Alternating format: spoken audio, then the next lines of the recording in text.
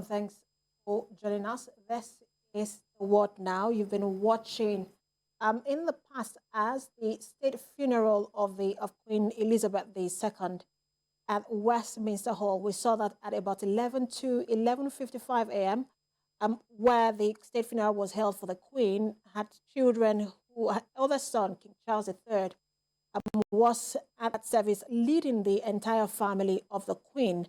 That service was conducted by the Dean of Westminster, David Hoyle, along with the Archbishop of Canterbury, Justin Welby, giving the sermon.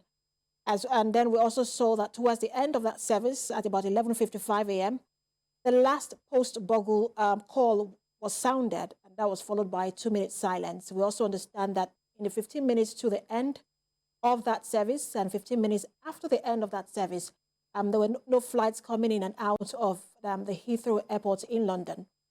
The first lesson at that service was given by the Secretary General of the Commonwealth, Patricia Scotland.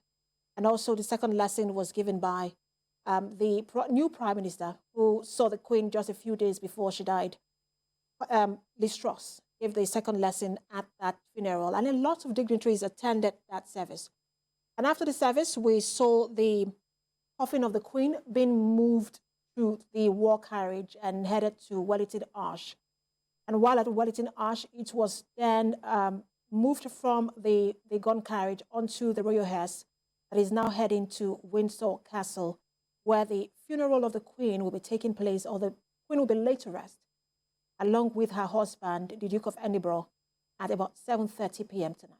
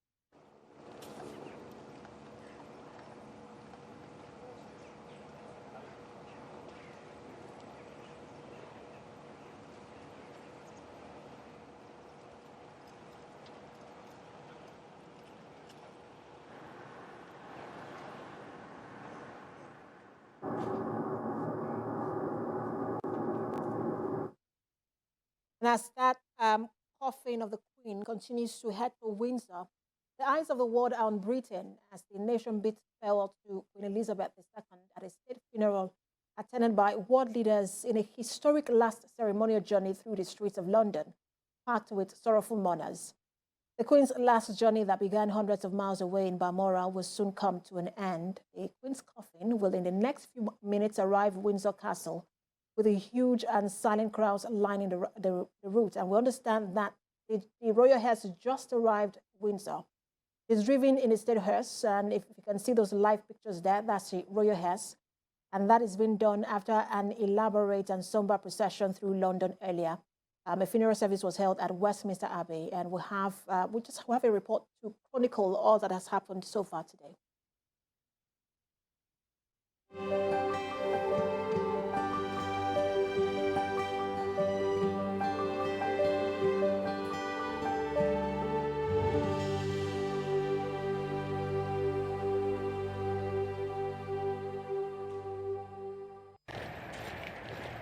Queen Elizabeth II's final journey from Westminster Abbey to Windsor Castle was lined by huge and silent crowds along the route. A committal service will hold at St. George's Chapel at 4 p.m. Around 800 guests are expected, as it's a smaller scale event to what was witnessed in Westminster. Later in the evening, the Queen will be buried in a private family service, which will be more intimate still. As the vehicle left Wellington Arch, members of the parade gave a royal salute and the national anthem was played again.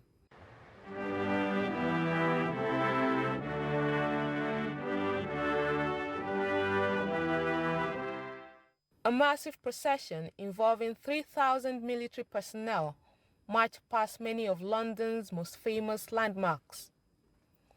Earlier, a funeral service was held at Westminster Abbey, the building in which the Queen was married and crowned. During his sermon, the Archbishop of Canterbury said the late Queen touched a multitude of lives during a 70-year reign. Hundreds of dignitaries were there, including the Queen's former prime ministers, as well as US President Biden and French President Macron.